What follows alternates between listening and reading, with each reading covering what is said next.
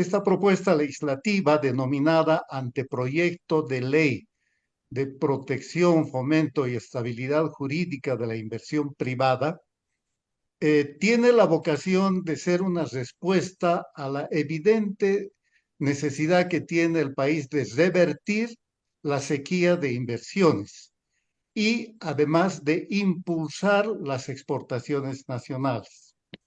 Creo que a la vista de los problemas que hoy está confrontando la economía boliviana, es muy evidente que la falta de inversión privada tiene mucho que ver con varios de los desequilibrios fiscales, financieros, cambiarios que está acusando actualmente la economía nacional.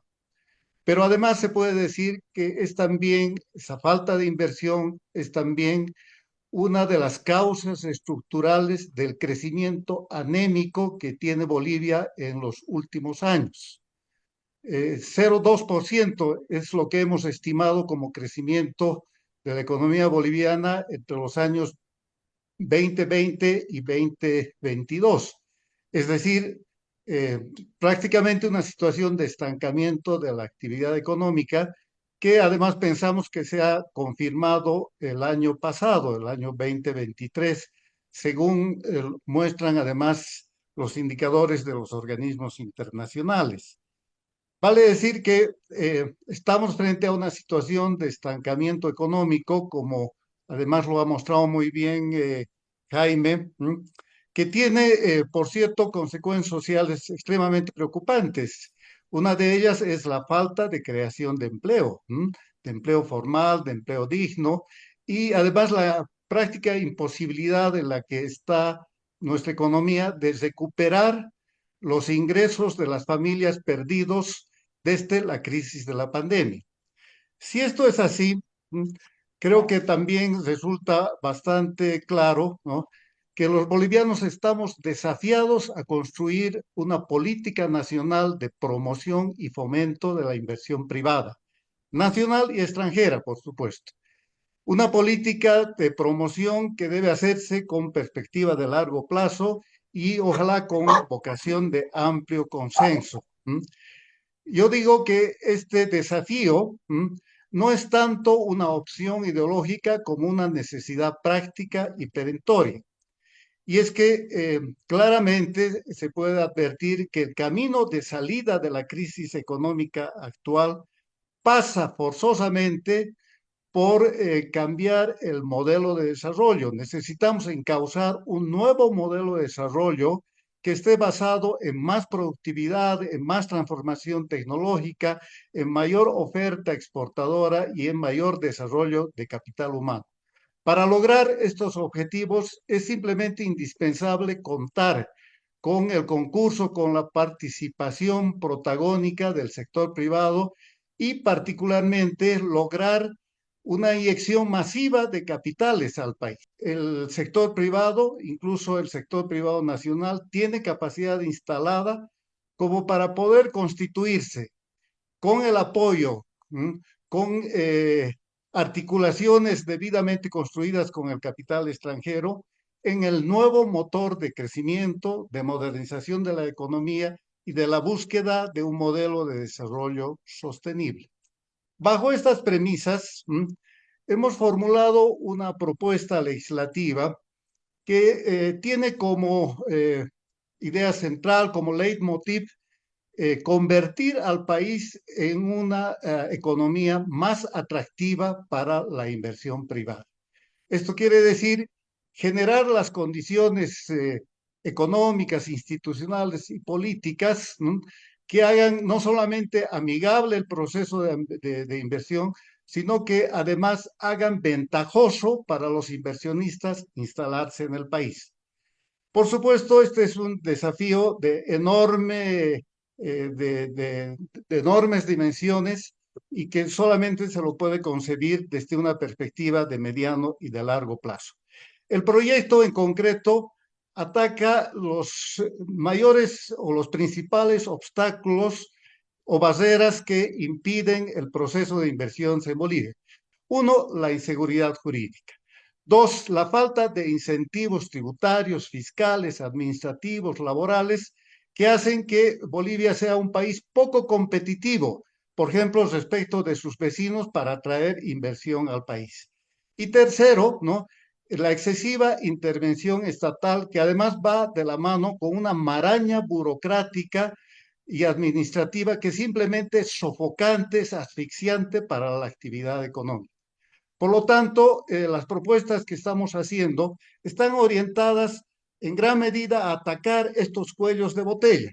Y para ello se formula, por ejemplo, un régimen de protección y de seguridad para la inversión privada nacional y extranjera con un instrumento novedoso que es la idea de que exista, se ponga en vigencia un contrato de estabilidad jurídica suscrito entre los inversionistas y el Estado para fijar reglas de juego a lo largo del periodo de duración de un proyecto de inversión, con la idea de que durante ese periodo se establezcan reglas muy claras y no se puedan modificar de ninguna manera.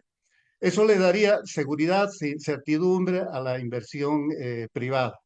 Instrumentos de este tipo hemos visto que se han aplicado en otras economías, por ejemplo, es el caso de Colombia y también del Perú, con resultados bien satisfactorios.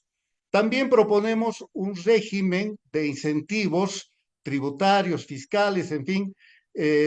La medida más importante quizás es la reducción del impuesto a las utilidades empresariales al 50%, la exención del impuesto a las transacciones, que es un impuesto muy pesado para la actividad económica, y también otras ventajas de tipo arancelario.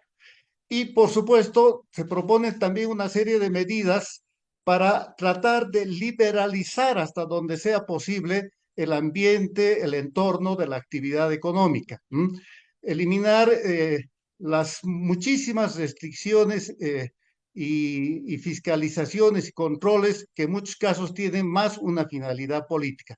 Un ejemplo de ello es, por ejemplo, la idea de crear una ventanilla única de atención al inversionista.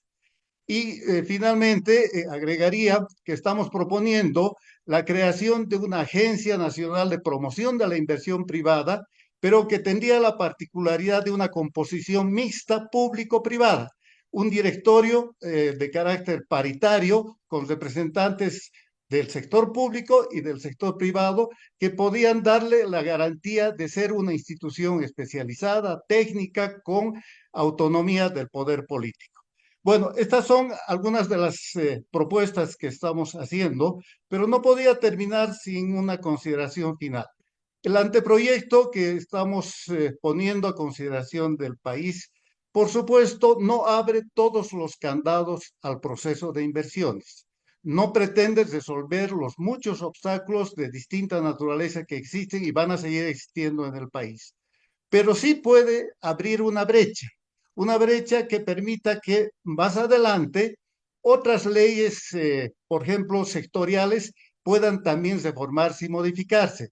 Es, por ejemplo, imperioso modificar la ley de minería o la ley de hidrocarburos o la ley de telecomunicaciones, que a su manera son también leyes muy restrictivas para la inversión. Creemos que esta ley marco que estamos proponiendo puede ser una referencia para esos cambios, incluso eventualmente para una modificación en el futuro de la propia constitución política del Estado. Desde ese punto de vista, esta propuesta legislativa puede ser vista como una herramienta clave, pensamos así, para desencadenar un proceso de reforma indispensable en la economía boliviana. Esta propuesta de ley, como alguna otra que pueda también pretender impulsar las inversiones en el país, necesita pues de condiciones políticas, institucionales y sociales adecuadas. Ciertamente, hoy en día esas condiciones no se dan en Bolivia. Ahora, ¿eso hace que este ejercicio sea inútil? ¿Eso limita este ejercicio a un ejercicio puramente académico? Yo creo que no, porque esta propuesta, junto con los estudios de respaldo que estamos difundiendo, y sumados a otros estudios que además existen en el país también sobre la problemática de la inversión, están contribuyendo a poner en la agenda pública, en la preocupación de ciertos sectores de la ciudadanía, la problemática de la inversión. Creo que eso es muy importante, sobre todo en un momento en el que está claramente agotado el ciclo de la inversión pública como motor de crecimiento. Pero además de eso, creo que el hecho de formular propuestas concretas pueden también ayudar a superar una creencia muy extendida en la población. Y es que se piensa que solo el gobierno tiene iniciativa, de que el resto de la oposición o de los sectores críticos con el gobierno son incapaces de presentar propuestas alternativas. Yo creo que esta propuesta, como otras, ¿no? Están demostrando que esa creencia no es cierta y que además ha llegado la hora, el momento de pasar del diagnóstico a las propuestas. Creo que el valor que tiene el trabajar en esa perspectiva es que pueden señalar un camino hacia el futuro, ¿m? Que naturalmente requerirá de generar condiciones políticas, sociales, institucionales adecuadas. No vamos a pretender a partir de esta ley que se generen automáticamente esas condiciones, son parte de un proceso. Lo diría de otra manera, esto es sembrar para el futuro. No olviden que además estamos próximos a un periodo electoral donde va a haber debate político, probablemente se van a discutir con más fuerza que en el pasado propuestas alternativas de política económica, de estrategia de desarrollo, en fin. Creo que ese puede ser un escenario interesante para que esta y otras propuestas similares o parecidas puedan encontrar quizás un terreno más fértil y eso pueda contribuir a generar condiciones más apropiadas para un futuro mejor para el país. Y que esta presentación en realidad es un resumen de todo lo que hemos podido investigar y trabajar con Antonio Pérez Velasco en un proyecto, en un anteproyecto de ley para el fomento, la protección y la estabilidad jurídica de la inversión privada en Bolivia, bajo el auspicio de la Fundación Milenio y con el aporte fundamental de Henry Oporto, por supuesto. Entonces, quiero empezar aclarando que cuando hablamos de inversión privada, siempre hablemos de la inversión privada nacional y extranjera, ¿no? Primero comentarles que en el análisis previo de la inversión extranjera directa, cuando la vemos en el mundo, con datos a 2022, que son los últimos datos oficiales, siempre están atrasados un año y medio, resulta que a las economías en desarrollo han ido 916 mil millones de dólares y a las economías desarrolladas 378 mil millones de dólares el año 2022. ¿Por qué es así? Pues las economías en desarrollo han tenido principalmente todos los temas relacionados con la guerra de Rusia y Ucrania, que ha roto mucho de los aspectos geopolíticos en muchas regiones, y esas tensiones comerciales también han hecho que, curiosamente, las economías en desarrollo, que un poco más alejadas del conflicto, hayan sido las grandes beneficiarias de la inversión extranjera directa, que llegó a ser 1.3 billones de dólares, billones en español, el año 2022. Y pese a que en realidad esos 1.3 billones es 12% menos que el 2021, cuando vemos a América Latina y el Caribe, la figura cambia. Resulta que vienen a la región, Latinoamérica y el Caribe, 224.580 millones de dólares, un incremento fabuloso del 55% versus el 2021, y se considera el nivel de inversión extranjera directa uno de los más altos de la última década, donde Brasil se llevó el 41%, México el 17%, Chile el 10%, Colombia el 8%, Argentina el 7% y Perú el 5%. Es decir, una bonanza de inversión extranjera directa el 2022, y Bolivia, lamentablemente, termina con una posición de inversión extranjera directa negativa de 26 millones de dólares. Mi idea no era empezar tan pesimista, pero esa es la realidad. todos los países, nuestros vecinos han podido disfrutar de inmensas cantidades de inversión extranjera, y Bolivia, junto a El Salvador, son los únicos dos países de Latinoamérica, incluyendo el Caribe, donde la inversión extranjera directa ha sido negativa. Bolivia, básicamente, en 2022 ha perdido inversión, ha habido una desinversión masiva de cerca de 642 millones en el sector de hidrocarburos, lo cual nos ha dado una situación muy compleja que se ha sumado obviamente a los más de 957 millones de dólares que han salido del país, dando este saldo negativo de menos 26 millones.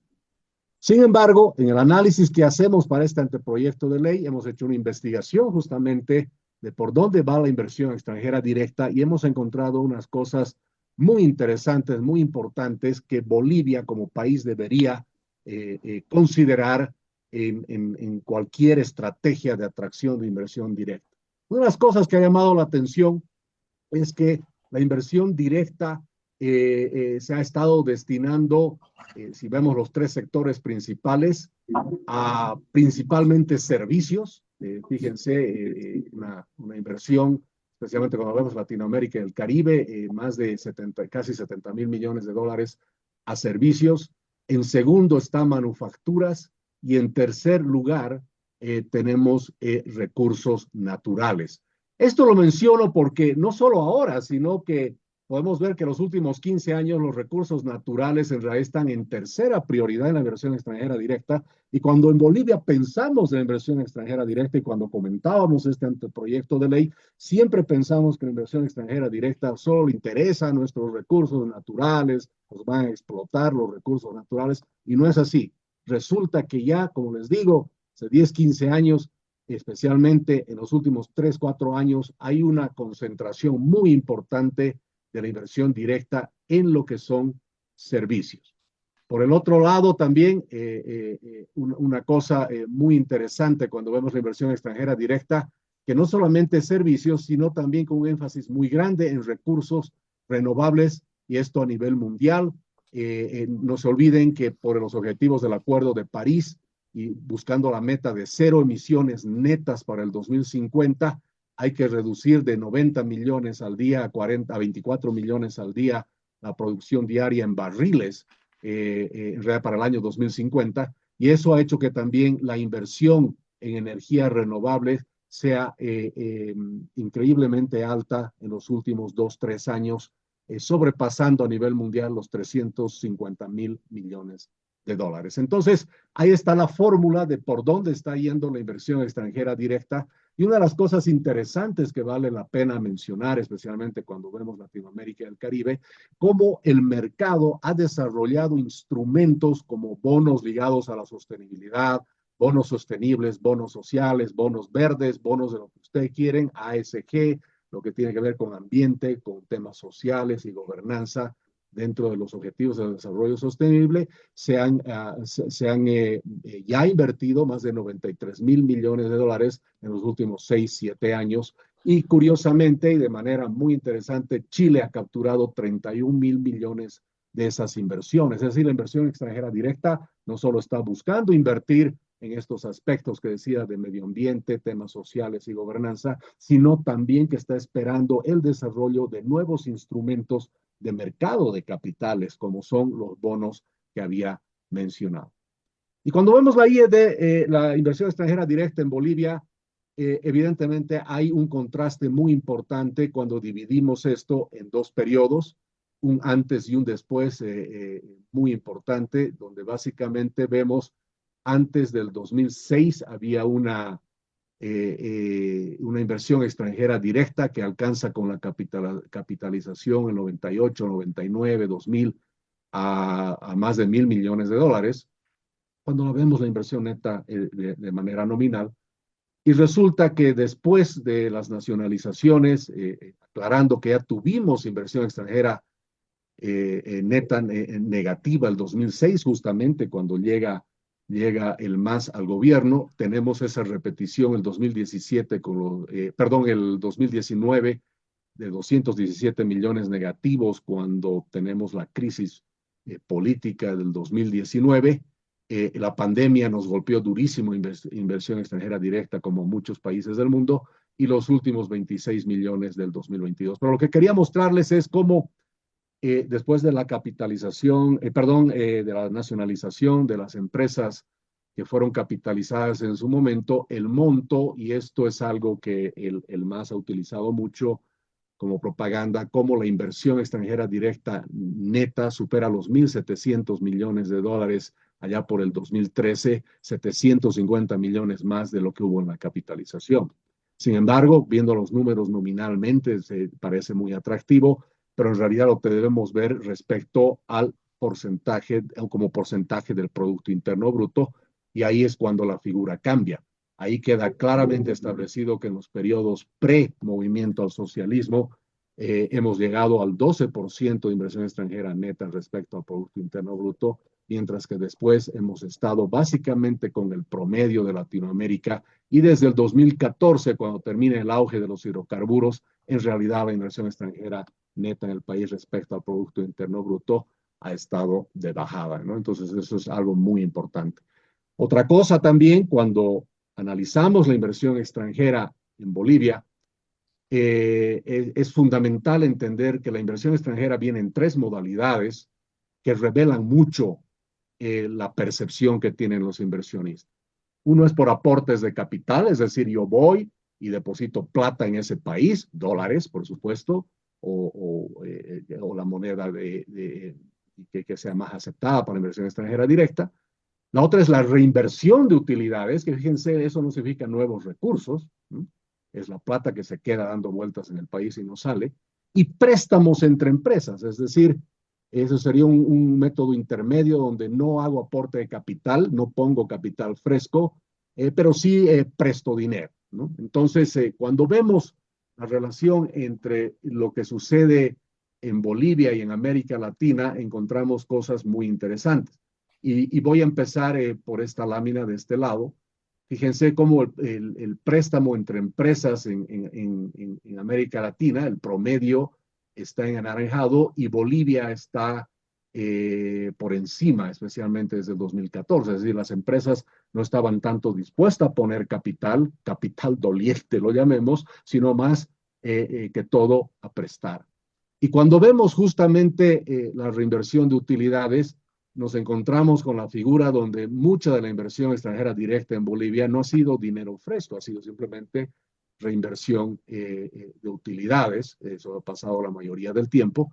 Y cuando vemos lo que serían aportes de capital, el promedio de Latinoamérica es que más o menos casi la mitad de la inversión extranjera directa se realiza con aportes de capital, pero Bolivia ha estado con aportes debajo del 5%, ¿no? Entonces, es decir, apostar por Bolivia con capital fresco, con capital doliente, como se dice, nunca ha sido una de las prioridades de la inversión directa.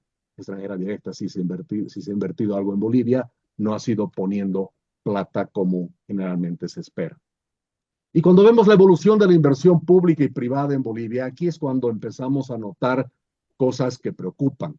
Evidentemente, cuando dividimos esto también en dos periodos, es muy notable cómo antes del 2005-2006 la relación, digamos, entre la inversión pública y la inversión privada era tal que la inversión privada era mucho mayor a la inversión pública, especialmente entre el 96 y el 2004-2005, y después eso se revierte de manera considerable a tal punto que hoy en día la inversión privada es pues mucho menor, perdón, a la inversión pública, es decir, el rol del Estado, el rol de las finanzas públicas y del Estado empresario ha tomado un rol muy importante cuando vemos la inversión en general en el país. Fíjense esta gráfica también, donde vemos el quiebre en el 2006, cómo la inversión privada que llegó a ser entre 60 y 70% de toda la inversión en Bolivia,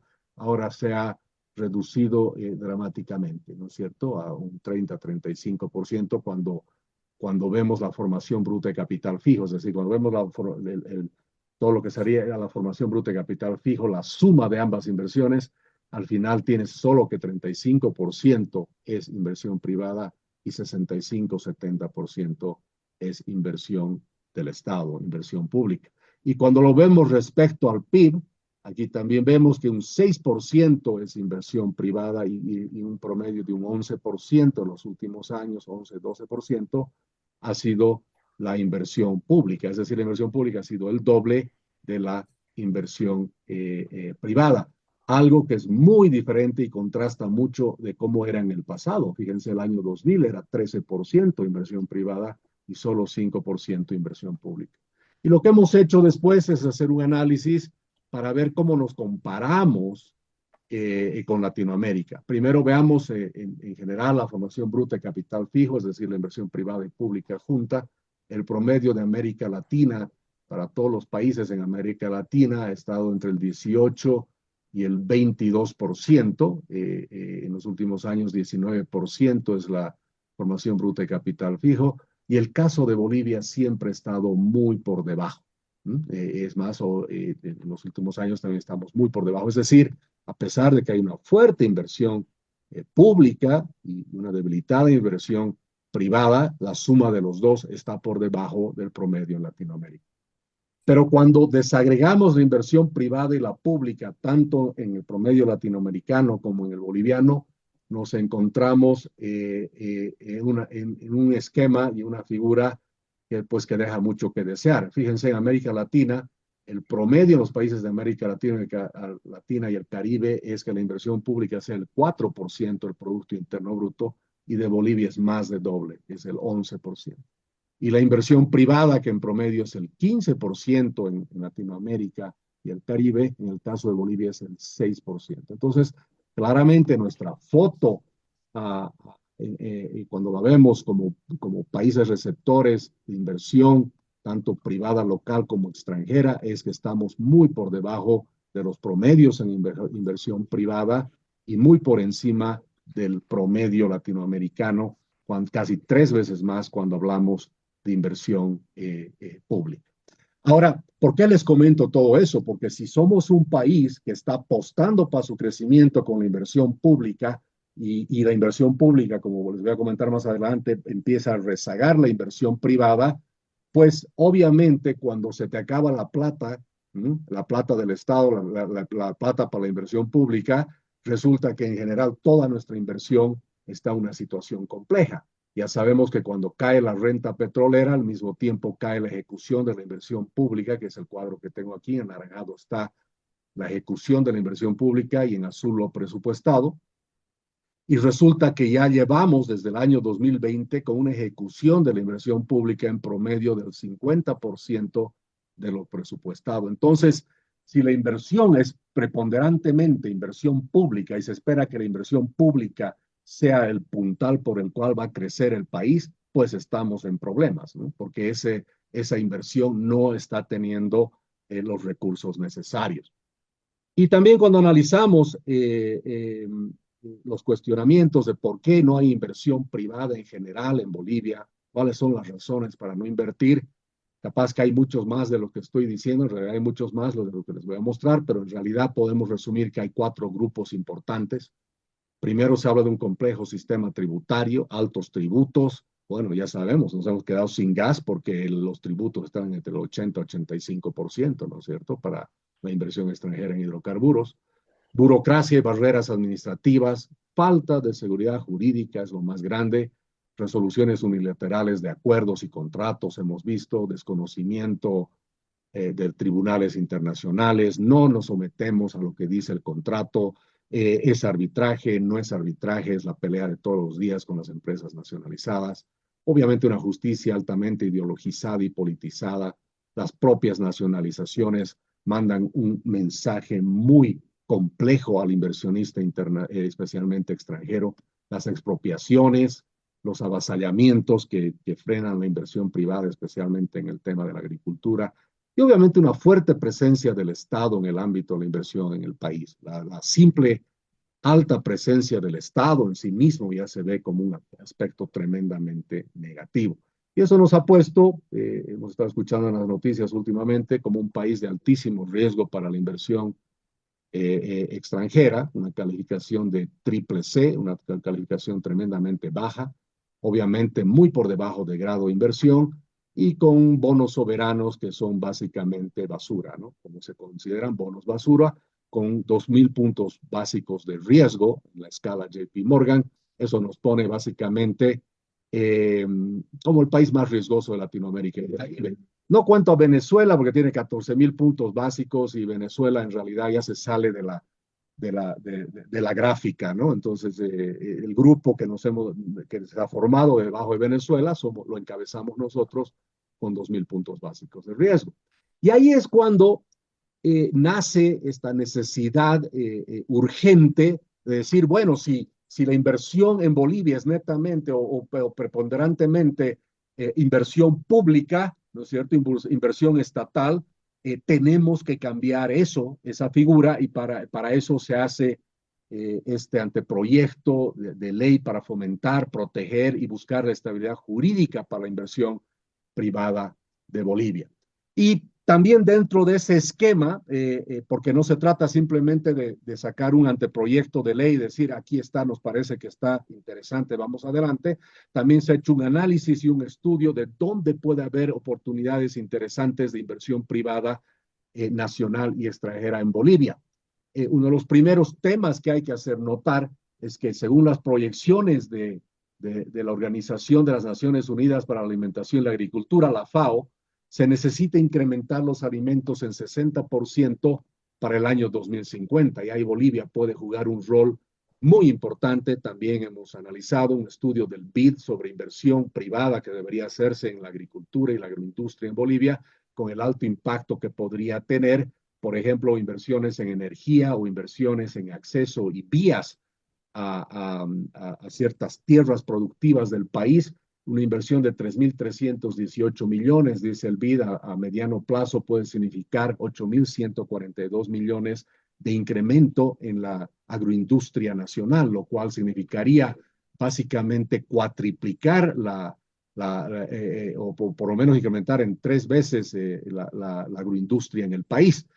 Fíjense, si nosotros mezclamos lo que es la agricultura más los derivados de soya, girasol, aceites vegetales y otros que curiosamente están como manufacturas en las estadísticas.